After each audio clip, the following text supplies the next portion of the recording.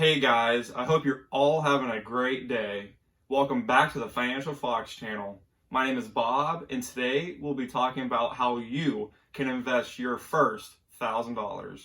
Even with all of your bills that you might have, and you've been working so hard, you have managed to save $1,000.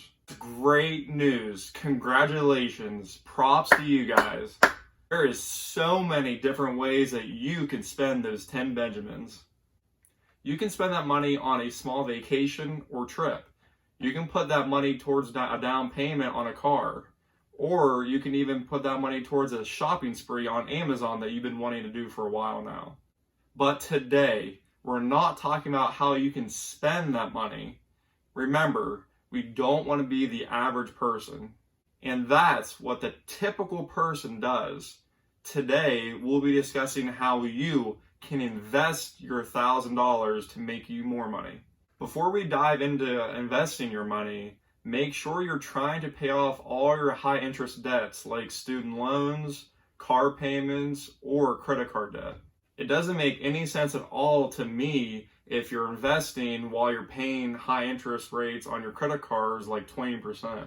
Create a list from the smallest debts that you have to the largest debts.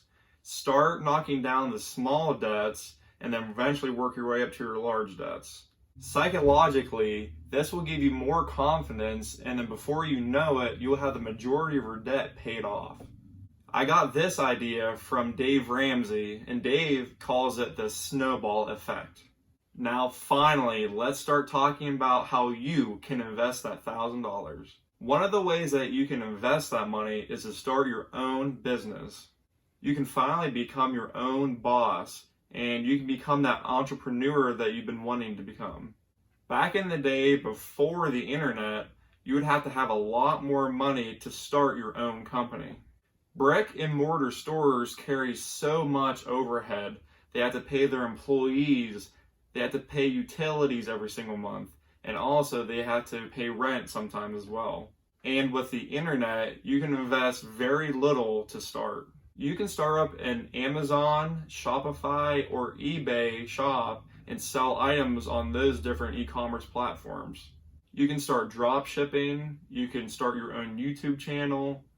There's really no limit when it comes to the internet of how many different ways that you can make money. Another way that you can invest that $1,000 is to invest in either real estate or equities like the stock market. I'm not too sure how to invest in real estate with that little of money. I mean, you do have to have a decent amount of money in order to start flipping houses or to have rental properties. There's really two different ways that you can invest in real estate. You can start wholesaling houses, or you can start investing in REITs, which is also known as real estate investment trusts. Now, I'm going to briefly go over how you can start wholesaling houses. Wholesaling houses involves finding a motivated seller trying to sell their house, and you already know some local house flippers around the area. For example, let's just say the seller is trying to get $100,000 for their property, and you know it's worth around $110,000 as is. So that's when you go in and put this property under a contract. You then make a new contract with that local house flipper that you know. And then once that local house flipper buys that property, you end up making the difference, which in this scenario would have been $10,000. Personally, I have never wholesaled a house, and it kind of seemed a little sketchy unless you know what you're doing, especially with these contracts. The stock market is another great way, like I mentioned before, on how to invest that $1,000. In my opinion, especially if you're a new investor, you should invest in low-cost index funds. Index funds are usually safe because they are composed of many different companies within one stock. Over the long run, the average return in the stock market is 7% each year. Now remember, the idea is to not make a one-time deposit. It's beneficial to make a reoccurring deposit into your brokerage account every single month.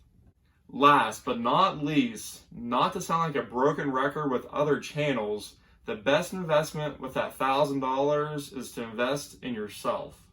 If that $1,000 is a big deal or a milestone that you've reached, you most likely have an income problem. Just like the great Warren Buffett says, investing in yourself is the best investment you can make. The biggest reason why you probably have an income problem is because you lack any special skills. Now, most minimum wage jobs or lower paying jobs don't require any specific skills. You can invest those 10 Benjis in yourself. You will receive the best return of all from this. For example, you want to learn more how to invest in the stock market and you don't really know much about it. You can either buy courses online through YouTube or you can buy books to learn more about it. Let's just say you're in sales. Maybe attend a seminar talking about how to become a better salesman, and you can talk to other people and other salespeople to get more ideas how to become a better one. And maybe you want to learn more about digital marketing as well. Improving your skills and knowledge will help you boost your income. That original investment can set you up for life.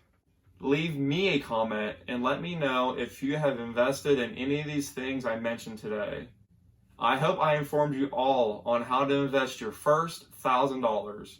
As always, thank you very much for watching. Please subscribe and don't forget to hit that like button.